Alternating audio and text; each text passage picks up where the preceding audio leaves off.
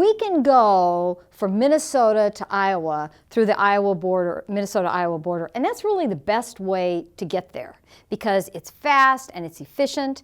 And we could also get to Iowa if we go through the Dakotas or even through Idaho to get to Iowa, but it's frustrating because it takes a lot longer and it's inefficient with our time. And often, that's kind of how our students write.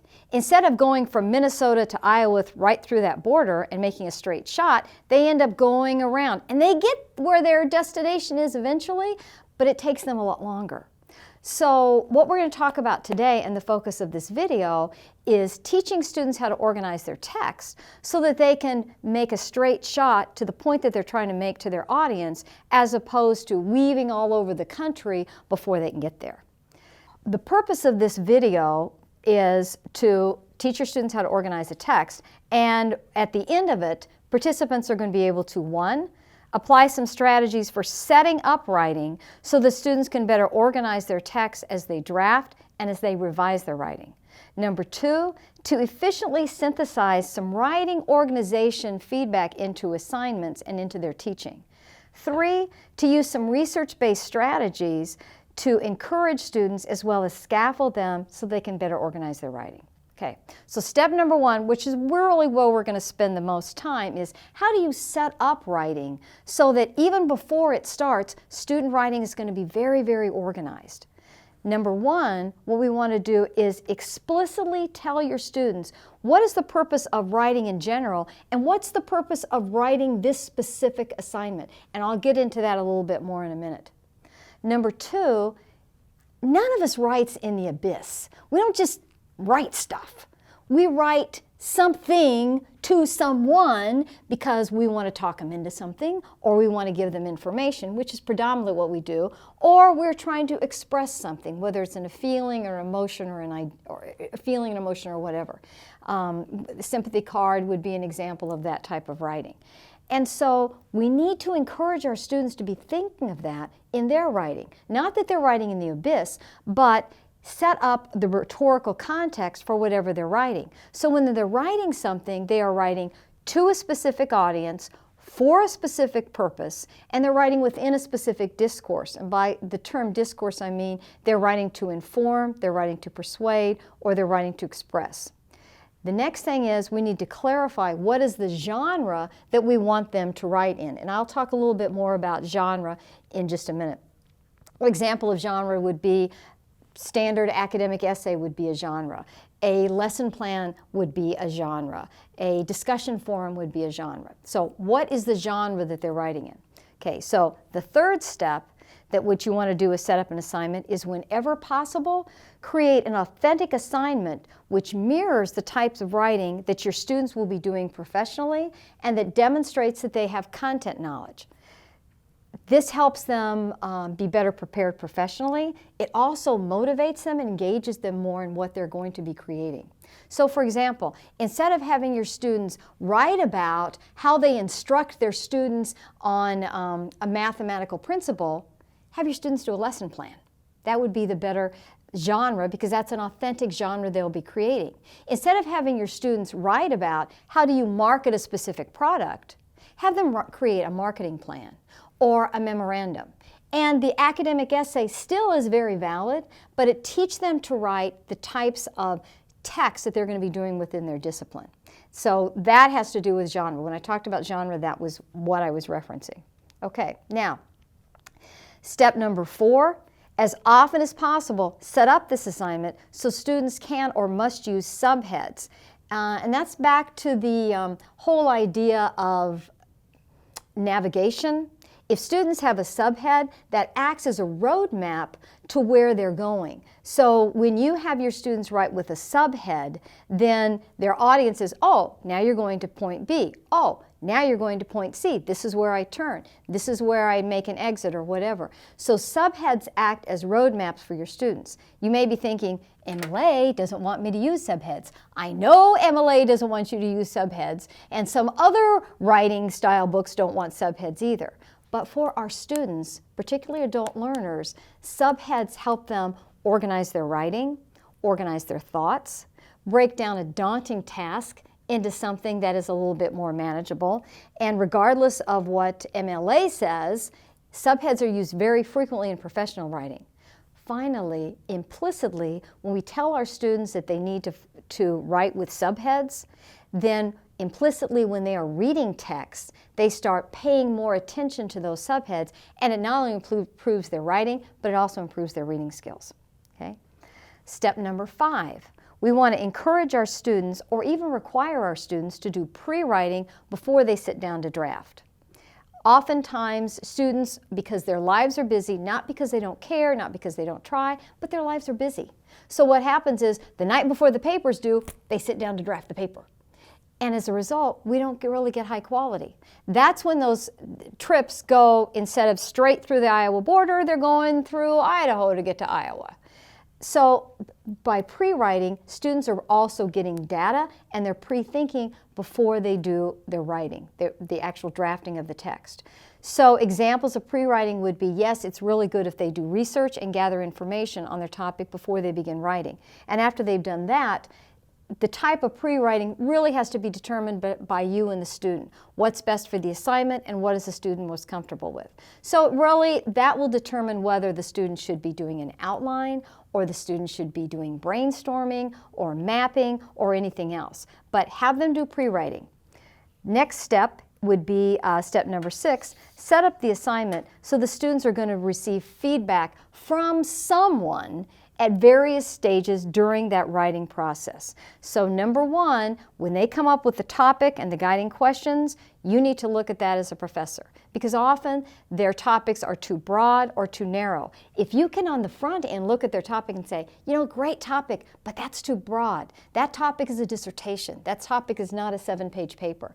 Then at that point, you can help the student narrow to something more manageable. Otherwise, they start writing and they just get frustrated because they can't cover everything that they want to cover, and they see that the topic is too big, but they don't always know that ahead of time. But you do, because you're the teacher and you're the expert. The second thing is have them do some sort of pre-writing, which again you should look at. Whether that pre-writing is an outline, or whether it's mapping, or whether it's a free write or brainstorming, it's valuable for you to look at their pre-writing to say, are they on the right track? Are they missing the key part here that they need to have, given the content that they're covering and given what their topic is? So look at that pre-writing before they actually draft their final text. The next thing to look at is a subsection of the text, whether that's an intro paragraph and a couple of body paragraphs, part of a lesson plan, part of a marketing plan, whatever. The reason of looking at a subsection of a text is before the student completes the whole thing and realizes, oh, this isn't working, this is all wrong and I have to redo the thing, you're finding out early on, okay, here are the things that aren't working, or no, you're not on the right track. And then that way you can get your students on the right track. So instead of maybe running the trip metaphor into the ground, but instead of someone getting all the way to California, you're telling them, you know, you took the wrong highway, you're telling them before they even hit the Iowa border, you're on the wrong highway. Let's go back to where you belong, or where it's going to take you to your final destination more quickly. So that's why you want to do that. And as a teacher, you can look at a few paragraphs and that doesn't take that much time, or you can have a peer do that. The next stage to have somebody look at is have someone look at the rough draft of a student's writing. If you have several students and you have a long text that they're writing, this may be a good opportunity for peers to give each other feedback. If you are having students do peer feedback, a couple important things to remember. First of all, when they're giving peer feedback, you have to give them very specific guidelines on exactly the type of feedback to give and what that should look like and what those deadlines are. Otherwise, one person gives a lot of feedback, another person doesn't give any feedback. Also, what the research tells us is they won't really give feedback on content, which is what's important. They will give feedback on commas and run-ons and quotation marks and so forth. So if you're clear that you want them to look big picture macro level as well as the micro level, then that's going to aid what they're doing. Another thing that often happens when peers are giving each other feedback, you kind of have to go to the Christmas principle that it's better to give than it is to receive. Because students will say, well, I gave all this feedback and then they didn't give me hardly any feedback. What the research tells us is actually the person who is giving feedback learns more about writing and actually the paper they're actually working on than the student who is receiving the feedback. So all that time you put into helping someone else, yes, that does help the other person, but it also is going to help you. And that hopefully will assuage some of that frustration a little bit that they may have. Next thing, what is valuable for students to do is to not just tell them, here is what I want you to write and do. We've already done all those steps of setting it up for success. But it's valuable for them if they can look at an example of the type of writing that they will be doing. Now you can do that one of two ways. One, you can spend about 10 minutes in class explaining that to them, but if you're in an online environment, you really can't do that. In an online environment, what you can do is create a model of your looking at a text and then giving them feedback on how to analyze the structure of the text so that they can better write it themselves. And that's what I'm going to do for you right now. So right now, I'm going to shift from being a colleague talking to her colleagues about how to help students write to I'm going to move into the mode of I am the teacher talking to her students. And that is what I'm going to be doing about the next 5 or 10 minutes when I model what you can do for your students on giving them feedback on a text. Now understand the text that I'm doing is a high quality piece of college freshman student writing, but it's not perfect. I chose not to have it perfect because then it's not authentic. So there are comma errors in there, there are internal documentation errors. I know those exist, but I still want to look at a student text. So that's what we're going to do. All right, now I'm shifting modes. So now I'm teacher talking to students. As you are looking at the type of writing assignment that we're going to be doing, you're going to be doing a standard informative essay. In order to help you with that essay, we're going to look at a model of a well-written student essay and see what it looks like, and hopefully that will help you when you're writing your essay. But what I want you to take from this is not only just what we're doing today, but in the future, when you're asked to write something, look at other examples of that type of writing and look at the structure, look at the organization, look at the tone, look at all those elements to help you writing. When I am teaching you to write, I can only teach you so many genres. And you've got to learn how to be able to look at any genre and analyze how it's structured and put together. For example, if I did not learn any new type of genre, I wouldn't know how to do an email. I wouldn't know how to do a text. And you have to read some of those to figure them out. On the text writing, for example, when I sent one of my, because I put it off for years, and I sent one of my first texts to my daughter, she texted me back and said, "Mom, when you send a text, you don't sign your name." Okay? Didn't know that about the genre, but I learned quickly from my children. Okay, so the essay we're going to look at, we're going to talk about what it looks like and its structure and so forth. Step number 1, notice at the top of the paper, the student is giving the rhetorical context of the paper. Who is the audience, who is the writer, the purpose, and the question guiding her research. Her audience is expected parents. The writer is a nursing student.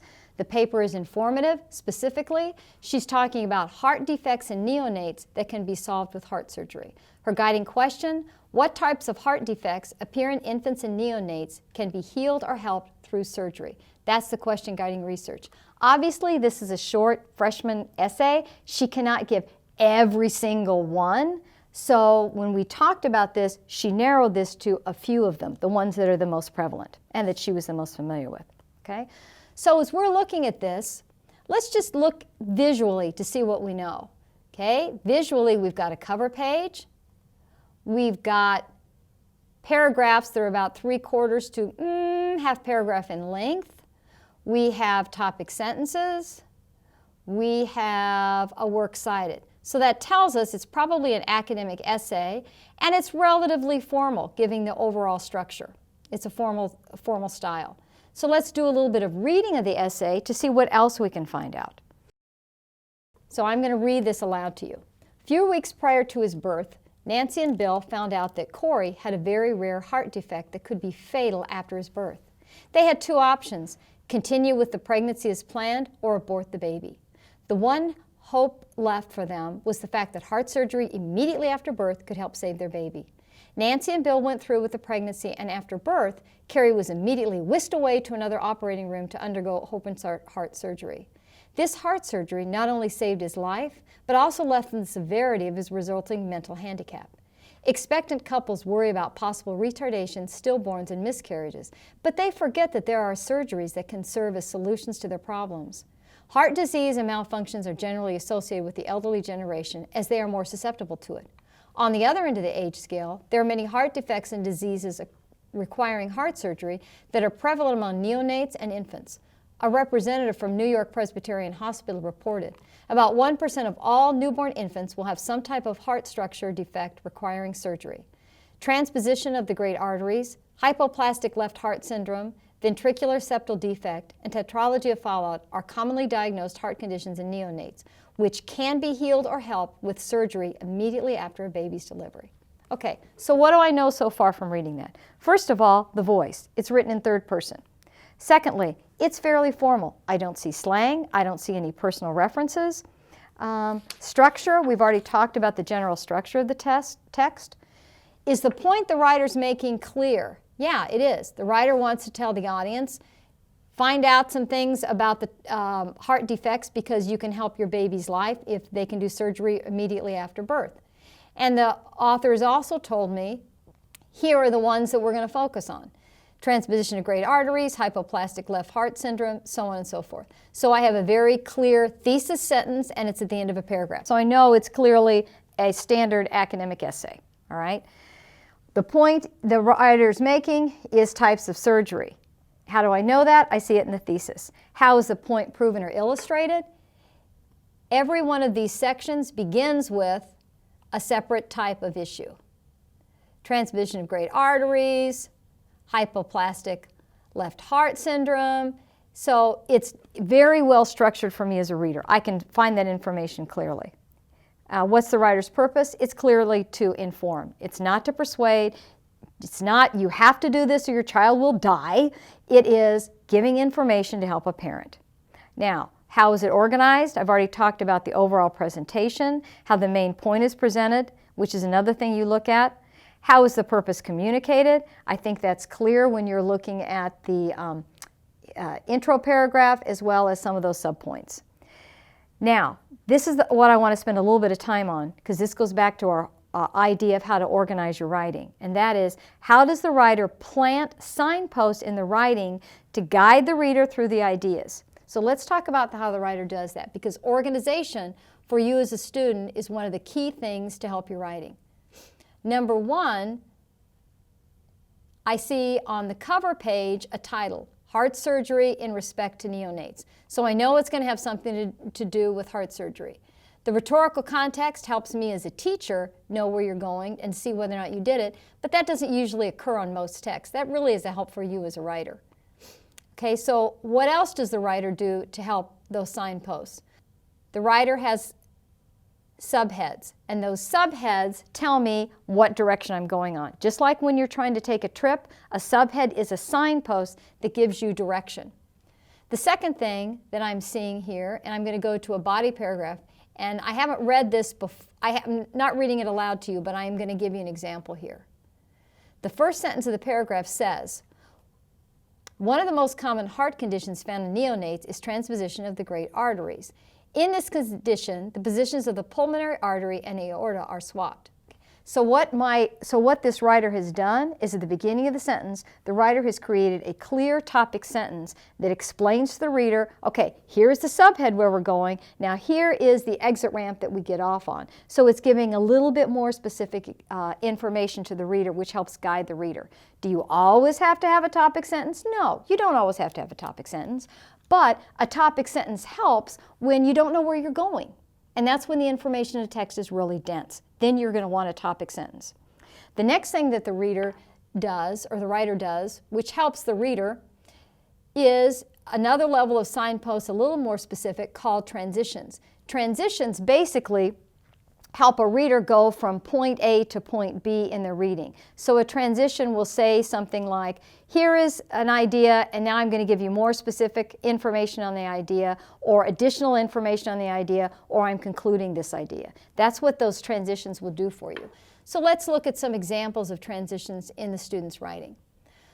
So in the first body paragraph, for example, we know that it's about various types of neonatal heart defects. First sentence of the first body paragraph. one of the most common heart conditions found in neonates. So using one of tells me as a reader, okay, this is the first example. Another example of a transition occurs right here in sentence 2. Sentence 1 says, one of the most common heart conditions found in neonates is transposition of the great arteries. In this condition, the positions of the pulmonary artery and aorta are swapped. In this condition is making a smooth transition from the reader from what the condition is, that now I'm giving you specific information about the condition. Now, you don't want this about between every sentence because, quite frankly, it gets a little annoying to the reader. So I'm going to skip down a little bit and then give you some other examples. Here she says, blood without enough oxygen is circulated through the body, creating inefficient dysfunction among other organs requiring more oxygen. This results in what doctors call a blue baby. The skin, lips, and fingernails acquire a bluish tint in a baby. This results is another example of a transition. Okay? There's a lot of ways you can make transitions. Some of them are things like in summary, or this results, or one, or whatever. And some of them, as previously noted, are items where you take the idea in the previous sentence and then you reference it in the next sentence. An example of that, which we already talked about, was in this condition. Okay? So now I'm stopping being the teacher to the students and I'm going back to being your colleague, and we're talking about how to help students organize a paper. Everything we've done up to this point is basically setting up assignments and setting up students to succeed. And one of those methods to help them succeed is how they organize their text. Now what we're going to talk about is some advice you can give to students while they're drafting their text and while they are revising their text. So, step number 1, you've given all the setup, you've given them foundation, they are ready to rock and roll. They're ready to go on this journey of writing. So what you can tell them is, when you are drafting, before you start drafting, what you do is you reread your pre-writing, and you determine the question that you're going to answer, and then remember who your audience is. And instead of trying to prove a thesis, say, this is the point I want to make that thesis into a question, and then write from the question. That will help you organize, that will help students organize their papers and keep focused. I don't know why. I've read no research that supports that whatsoever. I've never seen a study on it. I just know from doing this a gazillion times that when students write from a question as opposed to a topic sentence or a thesis, they're just more organized. It just works. So have them write from a specific question. The second thing is, when they are writing, tell them to write as quickly as possible, and don't go back and say, oh, that's not the right word, or that's an incomplete sentence, or I need a comma here, or that's misspelled. While they draft, they need to write as quickly as possible and then do all the cleanup when they revise. That's one of the key differences between a veteran writer and a novice writer. A novice writer stops and changes every word or so. A veteran writer gets it all down on paper. By getting it on paper, your text in the long run has much more fluency and it has much more cohesion. If you're stopping every 2 or 3 words, then it becomes very choppy. So it's a good habit for students to get into. They can go back later and revise, but as they draft, they should not do that. Now, we ignored making those changes during drafting, but the next stage after it's drafted is to sit down and do revision. When a student sits down to revise, remind them they're going to revise on 2 levels: macro level, micro level. Students will want to just do micro level revision, and that's minimally helpful because that's commas, run-on sentences, and spelling. But what's most important is, what are you saying to your audience? And are you saying it well? And is it making sense? So what the student does on the macro level, you need to encourage them, after they draft the paper, push that paper aside, push the notes aside, and say, all right, what am I saying? What's the key thing I want to tell my audience? And how am I supporting that key thing? Then they go back through their text and say, where is that? Where is my key point, whether that's a thesis or a focus? Where does it exist? Where are my subpoints that support my focus? Can my reader find this? Is it clear to the reader? That's what they do at macro level. After they've done that, then they go back through and say, all right, here are all my supporting points. Does every single paragraph in my text, or every section of whatever type of genre I'm writing in, does every section go back and support my thesis or go back and support my focus? If it doesn't go back and support, then it probably needs to be deleted.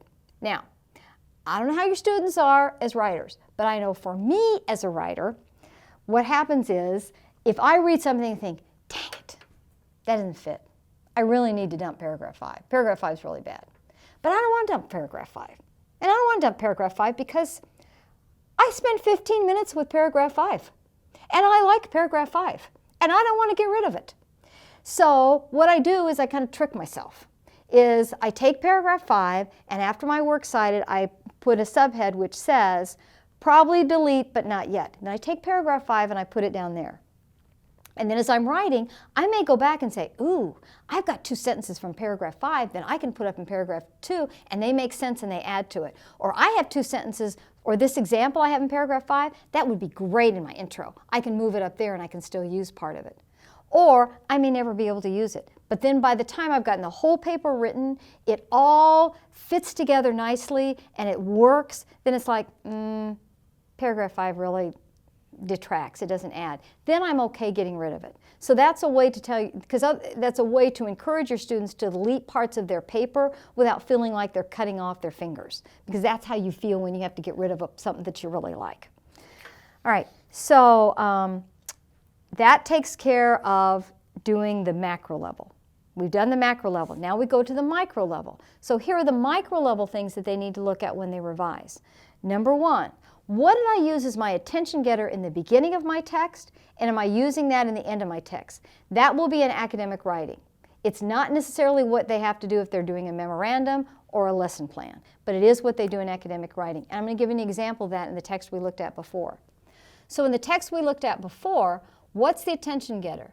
The attention getter in the text is, a few weeks prior to his birth, Nancy and Bill found out Cody had a very rare heart defect that could be fatal after his birth.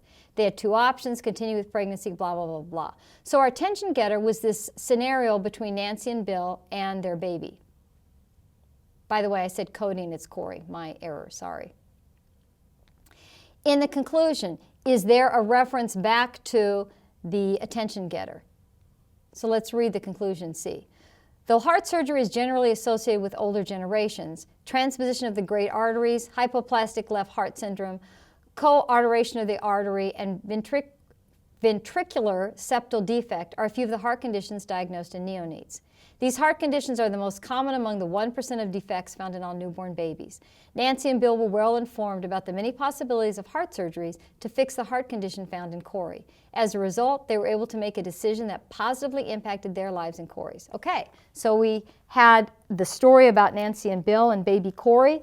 In the intro paragraph is the attention getter, and then it was referenced again at the end of the paper. So yes, did that piece to hold it together.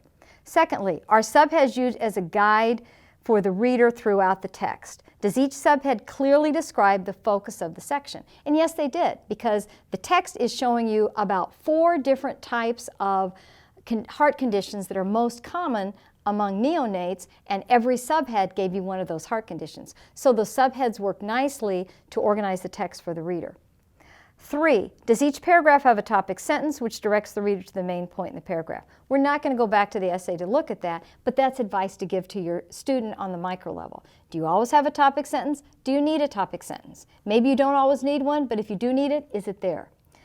Next thing, are there transitions used to connect ideas between sentences in the text as well as between paragraphs? That's a good thing to look at the last minute. And after you've done all those steps of micro level revision and macro level revision, then you go to the micro level of editing where students are reading for, do I have comma errors? Is my internal documentation correct? Do I have spelling errors? And fixing all those small things. All right. Finally, many of our students, particularly adult learners, feel daunted by the task of writing, and they're scared, and they don't think that they can do this. And they will say, I can't do this. I never was good at this, and I'm just not smart enough. Remind them of the body of research by Carol Dweck. What her research says is that most of our students have one of 2 mindsets. They either have an entitlement mindset or they have a growth mindset. What we know about people in an entitlement mindset is they think, you know what, I can do that because I'm smart. Or I can play that instrument because I'm a good musician. Or I can learn how to do that sport because I'm a good athlete. And they usually can't because they usually are talented in those areas. Students with a growth mindset come with the ideas like, I don't know how to do that, and I don't know how to play that instrument, and I don't know how to play that sport. But I know how to work hard. And if you give me the strategies and I work hard, I can figure it out. And what happens is, students who have this entitlement mindset, they usually do pretty well till they get stuck. And then when they get stuck, they fall apart because all of a sudden being smart doesn't help anymore. And it's not good enough. Students with the growth mindset will usually outperform the students with the entitlement mindset. Why? Because they keep at it. They keep working hard and they have strategies. So when your students don't get something, instead of saying, yeah, you didn't get it, it's, you just haven't gotten it yet. All you need is strategies and hard work, and you can get there. And that's how you encourage your students to keep going. Because the students with the growth mindset will eventually exceed the skills of the students with the entitlement mindset, unless the entitlement students also come under the ethos that I need to use strategies and I need to work hard. So encourage them about using strategies and working hard, not what they don't have when they get started. Okay, finally, the goals for this session were: 1, that you could apply some strategies for setting up writing so students can better organize their text as they draft and then revise their text. 2, efficiently synthesizing writing organization feedback into your teaching. And 3, use some research-based strategies on how to encourage your students, but also encourage your students and scaffold them to better organize their writing. So hopefully these suggestions and ideas will help you help your students navigate their writing so they can go straight from Minnesota to Iowa through the border instead of going through the Dakotas or even California in their writing. Thanks.